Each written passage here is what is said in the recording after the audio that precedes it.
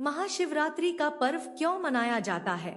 इससे पूर्व यह जानना आवश्यक है कि परमात्मा शिव कौन है और परमात्मा शिव की पूजा शिवलिंग के रूप में क्यों की जाती है। भगवान शिव आदि और अंत के देवता है और इनका न कोई स्वरूप है और न ही आकार, वे निराकार हैं।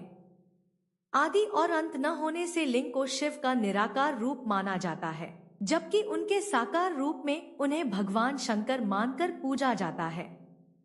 केवल शिव ही निराकार लिंग के रूप में पूजे जाते हैं। लिंग रूप में समस्त ब्रह्मांड का पूजन हो जाता है, क्योंकि वे ही समस्त जगत के मूल कारण माने गए हैं। इसलिए शिव मूर्ति और लिंग दोनों रूपों में पूजे जाते हैं।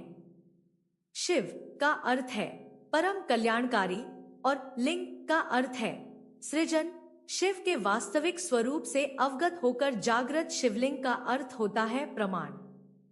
वेदों और वेदांत में लिंग शब्द सूक्ष्म शरीर के लिए आता है। यह सूक्ष्म शरीर 17 तत्वों से बना होता है। मन, बुद्धि, 5 ज्ञानेंद्रियां, 5 कर्मेंद्रियां और 5 वायु। वायु पुराण के अनुसार प्रलयकाल में समस्त सृष्टि जिसमें लीन हो जाती है और पुनः सृष्टिकाल में जिससे प्रकट होती है, उसे लिंग कहते हैं।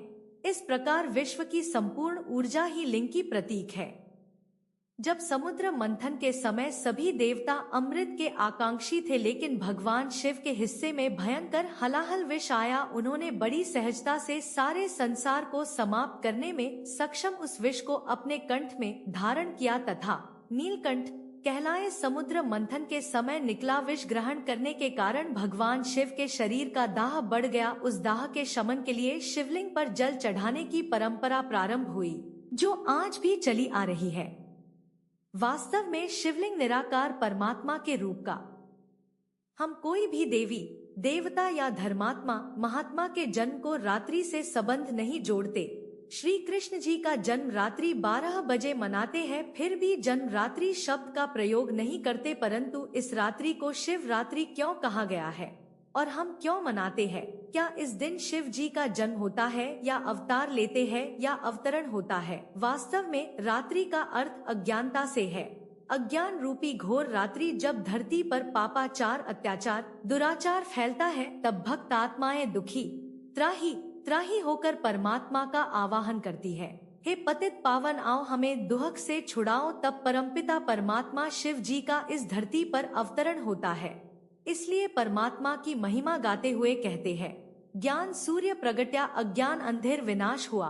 अर्थात परमपिता शिव बाबा अमरनाथ हम मनुष्य आत्माओं को अमर कथा रूपी ज्ञान अमृत पिलाते हैं, या कहे ज्ञान सोमरस पिलाते हैं, जिसे कर्तव्य वाचक रूप से सोमनाथ भी कहते हैं। परमात्मा के इस ज्ञान से आत्मा में समझ आती है। आत्मा के अंदर में जो अज्ञान रूपी अंधेरा है, वह ज्ञान सूर्य प्रकट होने से दूर हो जाता है। इसलिए इसी कलयुगी तमो प्रधान रूपी रात्रि पर, अर्थात कलयुग के अंत और सतयुग के आदि के समय संगम पर शिव आते हैं। यही समय है जो आत्मा परमात्मा का सच्चा कुंभ मेला भी है।